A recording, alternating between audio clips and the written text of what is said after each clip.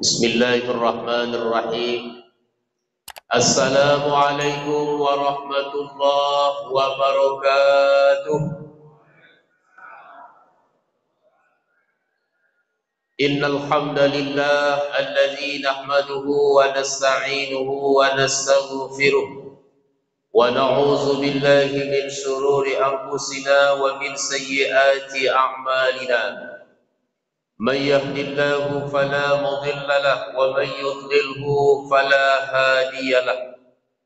أشهد أن لا إله إلا الله وحده لا شريك له وأشهد أن محمدا عبده ورسوله لا نبي بعده. رضينا بالله ربا وبالإسلام دينا وبمحمد نبيا ورسولا.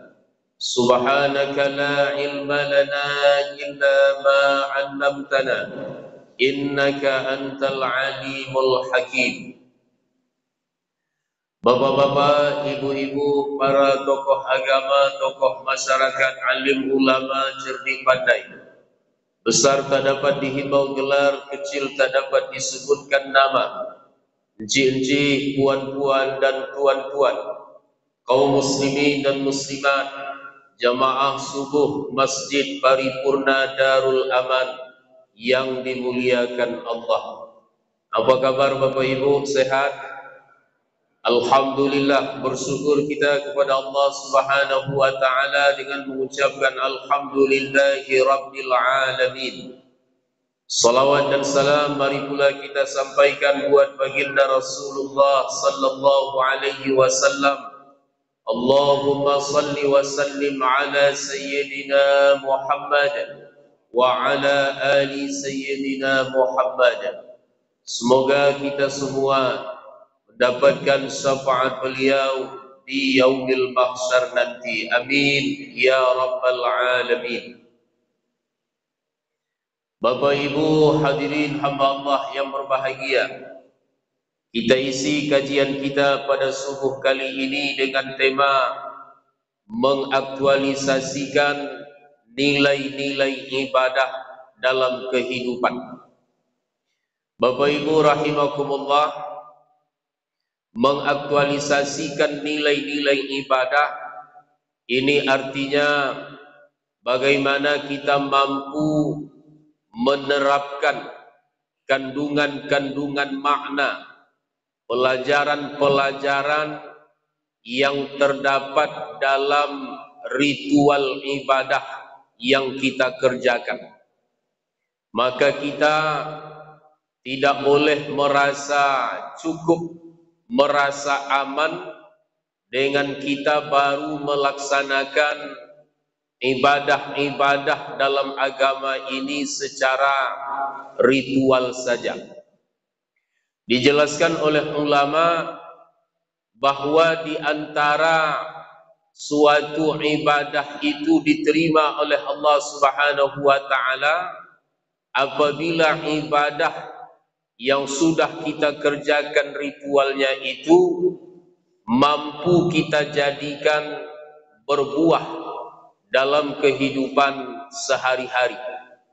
Jadi ada istilahnya samaratul amal. Samaratul amal ini adalah buah dari amal ibadah yang kita kerjakan. Nah, salah satu tanda ibadah diterima oleh Allah Subhanahu wa taala apabila ibadah yang telah kita kerjakan itu berbuah dalam kehidupan kita. Dan bisa dikatakan Bapak Ibu bahwa buah dari amal ibadah itu adalah perilaku yang baik, sikap, karakter, tindak tanduk kita dalam kehidupan sehari-hari merupakan praktek dari ibadah-ibadah yang kita kerjakan ritualnya. Memang kita tak bisa pastikan apakah ibadah itu diterima atau tertolak di sisi Allah Subhanahu wa taala. Ketahuannya kapan adalah nanti di akhirat. Ketika kita diserahkan buku catatan amal. Ada orang yang menerima buku catatan amal itu dari sebelah kanan. Ini pertanda baik bahwa dia akan menjadi penghuni surga. Ada orang yang nanti akan menerima buku catatan amalnya itu dari sebelah kiri, dan bahkan ada yang dari belakang punggungnya. Ini adalah pertanda buruk bahwa orang ini akan menjadi penghuni neraka. Nauzubillah. Dalam sebuah hadis disebutkan oleh Nabi sallallahu alaihi wasallam bahwa di akhirat kelak ada sekelompok orang yang disebut sebagai orang yang failit. Apa artinya orang yang failit? Orang yang bangkrut. Orang yang merasa sudah banyak menyimpan pahala, tapi ternyata di akhirat tak ada pahala mereka terima. Mereka bertanya kepada Allah Subhanahu wa taala, "Ya Allah, mana pahala ibadah kami? Mana pahala puasa kami? Mana pahala salat jamaah kami dan lain-lain?" Dikatakan kepada mereka, "Kalian melakukan itu semua bukan karena saya, tapi karena manusia. Silahkan minta pahala kepada manusia. Namun siapa yang bisa memberikan pahala kecuali hanya Allah Subhanahu wa taala." Inilah riya, Bapak Ibu. Riya asal katanya ro'a, makna asalnya melihat.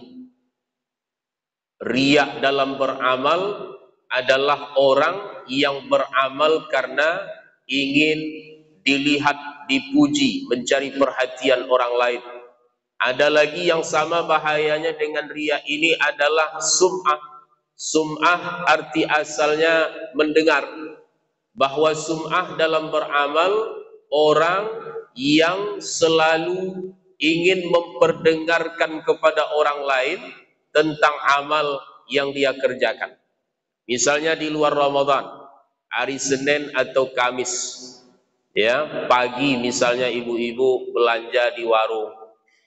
Lalu ada satu orang ibu-ibu tanpa ada yang bertanya, tapi dia yang mancing duluan. "Bu, bibir saya ini nampaknya agak kering pecah-pecah." Nah, iya, kenapa Bu? "Puasa sunat saya hari ini." Orang tak ada bertanya, tapi dia ingin memperdengarkan kepada orang lain bahwa dia sedang berpuasa. Atau pagi-pagi hari Senin, hari Kamis, ngantuk dia, nguap. "Pagi-pagi kok ngantuk Bu?" "Apa tak ngantuk? Awak tadi malam bangun jam 2, solat tahajud, habis itu zikir, mengaji, baca Quran, tak ada tidur lagi sampai sekarang." Jadi dengan bangga dia memperdengarkan amalnya kepada orang lain. Nah, ini disebut dengan sum'ah. Baik riya ataupun sum'ah, ini bahayanya sama. Jadi perlu juga kita waspada hal-hal yang akan bisa merusak amal kita dan bahkan menjadikan amal itu sia-sia di sisi Allah Subhanahu wa taala. Dan bahkan pahala yang sudah tersimpan oleh kita selama ini akan bisa hilang. Kenapa? Salah satu yang membuat pahala dari amal kita itu hilang adalah dengki. Dengki, iri hati, hasad istilahnya. Dalam hadis Nabi katakan, dengki itu menghabiskan pahala seperti api menghabiskan kayu bakar. Tak tersisa dibuatnya. Kata ibu-ibu sekarang tak pakai kayu bakar lagi Pak Ustaz, pakai gas LPG, sama. Sifat dengki menghabiskan pahala seperti api menghabiskan gas LPG. Ya, baik yang tabungnya besar, berapa kilo tabung besar itu, maupun yang kecil, yang 3 kilo, yang di tabungnya ada tulisan hanya untuk masyarakat miskin, yang memakai orang kaya kadang. Dan ini juga bisa dijadikan bahan kalau ada orang suka meninggi, Bapak Ibu, ceritanya meninggi terus, ya kan? Dialah yang paling hebat, keluarganya hebat. Sekali kita masuk ke dapurnya itu Bu, nampaklah tabung gasnya 3 kilo, askak aja langsung. Ibu tak usah cerita meninggi sombong, tabung gas ibu 3 kilo nih, hanya untuk masyarakat miskin, berarti ibu itu miskin. Ya, gitu kan aja. Maksud kita agar dia tidak berlanjut dengan kesombongannya. Nah, Bapak Ibu rahimakumullah, setiap ibadah yang Allah perintahkan kepada kita itu tujuannya bagaimana sikap perilaku kita dalam kehidupan menjadi perilaku yang baik. Jadi artinya ibadah-ibadah yang kita kerjakan ritualnya itu harus mampu kita aktualisasikan nilai-nilainya dalam kehidupan. Salat itu ada ritualnya. Bahwa salat itu kita mulai dari takbiratul ihram sebagai pembuka salat. Kemudian ada af'al, perbuatan-perbuatan atau gerakan-gerakan yang kita lakukan dalam salat. Juga ada aqwal, perkataan atau bacaan-bacaan yang kita baca dalam salat. Salat itu diawali dari takbiratul ihram, kita lakukan gerakan-gerakan dan bacaan-bacaan sampai akhirnya kita tutup dengan salam. Selesai salat. Apakah salat terhenti sampai di sana saja? Tidak. Tapi makna-makna, nilai-nilai yang terkandung dalam salat ini harus mampu kita terapkan dalam kehidupan sehari-hari. Ya. Maka ayat yang populer oleh kita, Allah Subhanahu wa taala berfirman, "Innas shalah tanha 'anil fahsya wal munkar." Salat itu mencegah dari perbuatan keji dan mungkar. Nah, jadi juga tanda salat seseorang itu diterima kalau orang yang rajin salat tadi dalam kehidupan sehari-hari dia mampu meninggalkan perbuatan keji dan mungkar. Ya. Kemudian juga di antara nilai atau makna dari ritual salat yang harus kita terapkan dalam kehidupan sehari-hari, kita tahu bahwa bacaan yang paling banyak kita baca dalam salat itu apa, Bapak Ibu? Adalah kalimat takbir. Lafaz Allahu Akbar. Setiap perpindahan rata-rata kita membaca Allahu Akbar, Allahu Akbar, Allahu Akbar. Nah, apa makna Allahu Akbar? Allah Maha Besar. Seandainya satu kalimat ini saja mampu kita terapkan dalam kehidupan, ini luar biasa, Bapak Ibu. Apa makna Allahu Akbar itu? Bahwa tidak ada yang lebih penting, yang lebih prioritas selain Allah Subhanahu wa taala. Allah yang Maha Besar. Berarti yang selain Allah kecil. Ya, urusan dunia kecil, urusan pekerjaan, urusan keluarga, segala macam kecil. Bahwa kita yakin Allahu Akbar, Allah yang Maha Besar.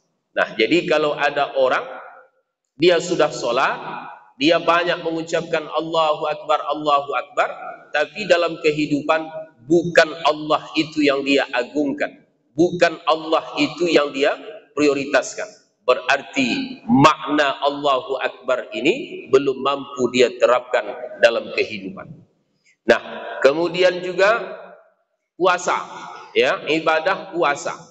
Ibadah puasa ritualnya adalah bahwa kita tidak boleh makan, tidak boleh minum, tidak boleh muntah dengan sengaja, tidak boleh melakukan jima, hubungan suami istri di siang Ramadan. Mulai dari terbit fajar waktu subuh sampai terbenam matahari waktu maghrib. Itu adalah ritual puasa. Nah, apakah puasa terhenti sampai di sana? Tidak. Dalam ayat tentang puasa ini yang pastinya populer bagi kita, ya ayyuhallazina amanu kutiba alaikumus shiyam kama kutiba alal ladzina min qablikum la'allakum tattaqun. Supaya kamu dengan berpuasa itu, kata Allah, menjadi orang yang bertakwa. Nah, maka perlu juga kita renung-renungkan dan kita hitung-hitung, bahkan Bapak Ibu, Ramadan tahun ini 1444 Hijriah ini, 2023 ini Ramadan kita yang keberapa? Kita hitung dari kita akil balik. Kita laki-laki ini anggaplah dari usia 15 tahun. Ya, Ramadan tahun ini nih, Ramadan kita yang keberapa ini? Tentu jawabannya beda-beda. Ada yang mungkin kita ini Ramadan saya yang ke-40 Pak Ustaz. Ini Ramadan saya yang ke-35 Pak Ustaz, dan lain-lain. Untuk apa kita lakukan renungan ini?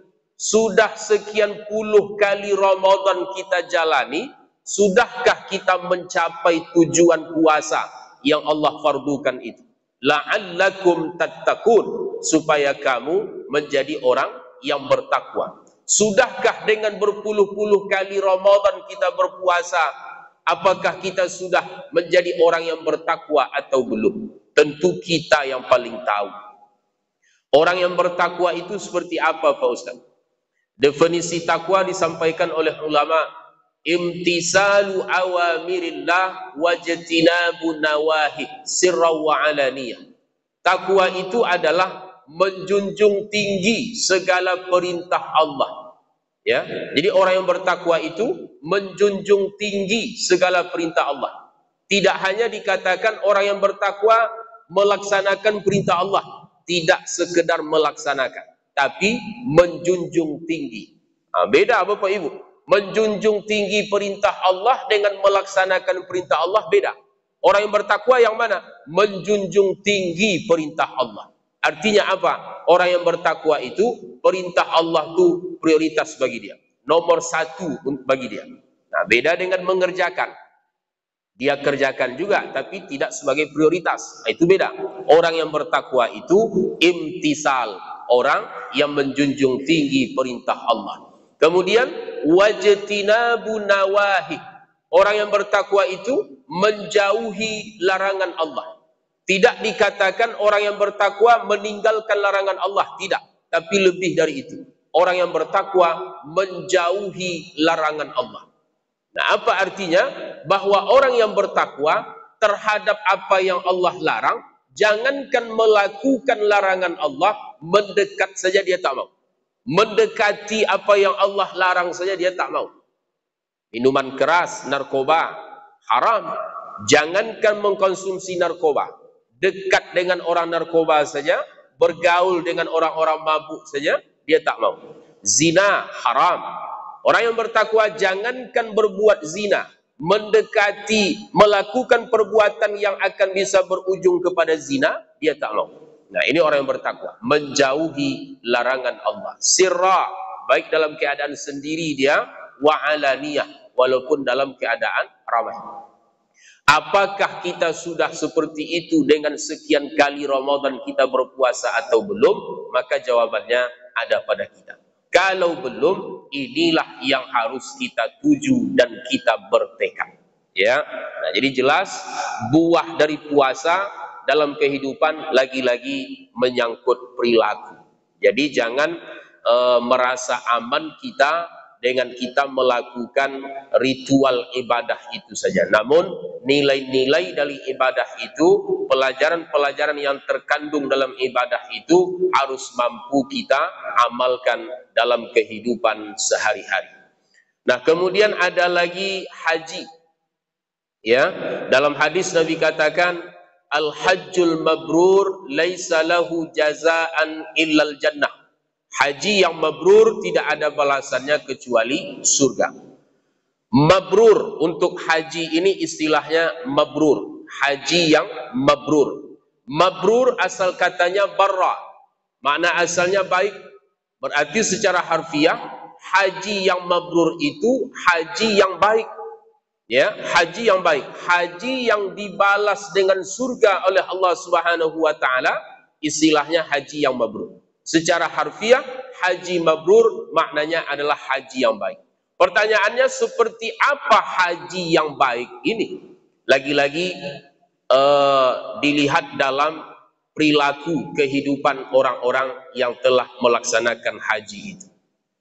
Maka diuraikan oleh ulama, haji yang baik itu berangkat dengan niat yang baik, ya, bukan niat-niat yang lain. Berangkat dengan harta yang baik, karena orang yang berangkat ke tanah suci untuk haji atau umrah dengan harta yang tidak baik, dengan harta yang tidak halal, ketika dia mengucapkan labbaik Allahumma labbaik labbaik la syarika laka labbaik innal hamda wan ni'mata laka wal mulk la syarika lak. Aku penuhi panggilanmu ya Allah. Ada orang yang dijawab oleh Allah Subhanahu wa taala dengan kalimat la labbaik wa la sa'daik zaduka haram. Engkau tidak memenuhi panggilanku, kata Allah. Zaduka haram, bekal yang kamu bawa berasal dari harta yang haram. Nah, haji yang baik, haji yang mabrur, dia berangkat dengan harta yang baik. Kemudian haji yang mabrur itu dalam pelaksanaan seluruh manasik haji, rangkaian ibadah haji itu dia laksanakan dengan baik. Kemudian yang ketiga, ini yang paling penting, bahwa hasil setelah dia menunaikan haji itu menunjukkan perubahan sikap yang lebih baik. Nah, ini implementasi dari nilai-nilai haji, bahwa bertambah baik perilakunya dalam kehidupan antara sebelum haji dengan sesudah haji, ya, lebih baik, bertambah baik dia. Sebelum naik haji, bapak tu kemana-mana pakai celana pendek aja, Pak. Ya, sebelum berangkat haji. Setelah pulang haji tak pakai serawal lagi, bapak. Pakai jubah saja, itu maksudnya, ya. Pakai jubah, pakai sarung, ya kan? Solatnya disiplin, perilakunya bertambah baik. Nah, ini insya Allah pertanda baik ini. Ya, kalau itu tidak dia buat-buat. Nah, jadi lagi-lagi nilai dari ibadah haji yang harus diterapkan dalam kehidupan itu adalah lagi-lagi buahnya adalah perilaku yang baik. Setelah haji ada ibadah kurban, ya. Ibadah kurban, apa ritual ibadah kurban itu? Bahwa kita menyembelih hewan tertentu pada waktu tertentu dengan syarat dan rukun tertentu. Nah, kita sembelih hewan pada Idul Adha atau pada salah satu hari tasyrik yang 3, 11, 12, dan 13 Zulhijjah. Setelah hewan kurban disembelih, dagingnya dibagikan kepada yang berhak menerima, pada orang lain, kepada kerabat, tetangga, orang-orang miskin. Apakah kurban selesai sampai di sana? Tidak. Makna-makna pelajaran-pelajaran yang terkandung dalam kurban ini harus kita terapkan dalam kehidupan. Nah, makanya Bapak Ibu, kita peserta kurban, kalau sanggup kita langsung menyembelih hewan itu lebih baik bagi laki-laki. Ya, kalau ibu-ibu wakilkan kepada bapak-bapak, tak usah menjadi pembunuh pada hari itu. Ya, bapak-bapak yang sanggup untuk menyembelih langsung hewan kurbannya itu lebih baik. Nah, kalau tidak, maka kita yang berkurban ini pun dianjurkan untuk menyaksikan hewan kurban itu disembelih. Hadir kita. Nah, dan ini kita laksanakan. Menyaksikan hewan itu disembelih. Kalau juga sanggup. Karena ada orang mabuk darah, tak bisa dia menengok darah, apa boleh buat. Tapi kalau sanggup dia menengok hewan itu disembelih, dia dianjurkan untuk menyaksikan. Kenapa kita dianjurkan untuk menyaksikan hewan kurban itu disembelih? Apakah sekedar menyaksikan begitu saja? Ya kan? Karena peserta kurban, apalagi ibu-ibu, pakai pakaian serba putih, ya. Gamisnya putih, jilbabnya putih, ya kan? Sepatunya putih, payungnya pun putih. Begitu pula dia pakai serba putih itu, menengok hewan kurban disembelih. Apakah menengok begitu saja? Tidak. Ada hal yang harus kita resapi, ya, untuk kita terapkan dalam kehidupan.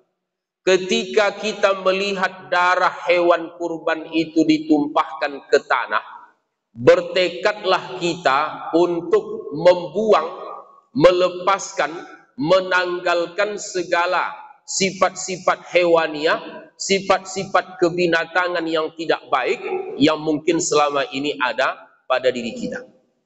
Karena fakta Bapak Ibu, maaf kita sampaikan, ada di beberapa tempat orang kaya, kelompok 1, kelompok 2 di bookingnya. Si fulan dan keluarga, si fulan dan keluarga. Dia laksanakan setiap tahun. Tapi setiap tahun dia berkurban, tak ada tanda-tanda bahwa dia bertambah dekat kepada Allah. Berarti tujuan kurban yang Allah inginkan ini belum tercapai. Jadi jangan terjebak kita merasa aman kalau kita sudah melaksanakan ritual ibadah itu saja. Tidak. Nah, kenapa kita dianjurkan menyaksikan hewan disembelih? Bertekadlah kita membuang, menanggalkan sifat-sifat hewaniah yang tidak baik, yang mungkin selama ini ada pada diri kita. Dan ini diantara makna dari kurban yang harus kita terapkan dalam kehidupan. Sifat hewan yang tidak baik itu banyak, Bapak Ibu. Ya, tikus. Tikus itu terkenal dengan liciknya. Licik, lihai, cerdik buruk. Bahasa kita orang Sumatera Barat, cadiak buruk. Ya, nak. Dia cerdik tapi cerdiknya buruk. Nauzubillah. Ada pepatah atau apalah istilahnya orang kita Sumatera Barat itu, taimpi nak diate, tak kurang nak, banyak orang awak sekarang ya, tak kurang nak di luar, ya. Terhimpit mau di atas, terkurung mau di luar. Coba pikirkan ini. Terhimpit mau di atas, kalau di ate itu nak taimpi, itu maimpi, gitu, ya kan? Terkurung mau di luar. Di luar mana pula terkurung? Mengurung itu. Ini cerdik buruk ini. Nauzubillah. Tak usah kita cerdik-cerdik buruk, ya. Tak usah kita apa istilahnya ini ya, licik, jujur-jujur aja lah, ya. Itu sifat yang harus kita tanggalkan. Apalagi sifat hewan yang tidak baik ini. Memang hewan-hewan yang tidak baik ini secara tidak kita sadari pun kita tujukan kepada orang-orang yang tidak baik. Ada istilah tikus berdasi, ya, koruptor. Tikus berdasi, koruptor. Ada istilah kupu-kupu malam, perempuan tak baik. Nauzubillah. Jadi memang embel-embel hewan ini secara tidak sadar juga kita peruntukkan untuk orang-orang yang tidak baik. Ada lagi istilah lintah darat. Ini bahaya ini, ya. Ada lagi istilah buaya darat. Ya, Bu. Buaya darat, nauzubillah. Jadi hewan-hewan air ini ternyata kalau naik dia ke darat memang bahaya, ya. Lintah darat, buaya darat. Buaya darat ini kata ibu-ibu, bapak-bapak tuh Pak Ustaz, saya tidak setuju. Tengok dulu buayanya. Kalau betina buayanya berarti ibu-ibu itu. Karena ada istilah sekarang pelakor. Ya, Bu, apa maksud pelakor itu? Perebut laki orang. Gitu. Berarti kan buaya juga itu, buaya darat betina, ya kan? Nauzubillah. Di hewan-hewan air nih kalau naik ke darat memang bahaya. Ada satu lagi hewan air nih yang juga tak baik sifatnya, kucing air, Pak. Ya, nah, mungkin kita sering dengar juga nih, ya, kucing air. Berbeda pendapatlah para jamaah, apa sifat buruk kucing air nih Pak Ustaz? Ada yang mengatakan Pak Ustaz tidak tahu, enggak. Kucing air itu Pak Ustaz, ya, kalau acara makan-makan tibonya Pak Ustaz. Oh, semangit datang acara makan-makan. Pas acara gotong royong Pak Ustaz tidak nampak batang hidungnya. Itu kucing air. Nauzubillah. Maka sifat-sifat hewaniah yang tak baik ini tolong kita tinggalkan dari diri kita. Terima kasih. Subhanakallahumma wa bihamdika asyhadu an la ilaha illa anta astaghfiruka wa atubu ilaik. Billahi taufik wal hidayah. Wassalamualaikum warahmatullahi wabarakatuh.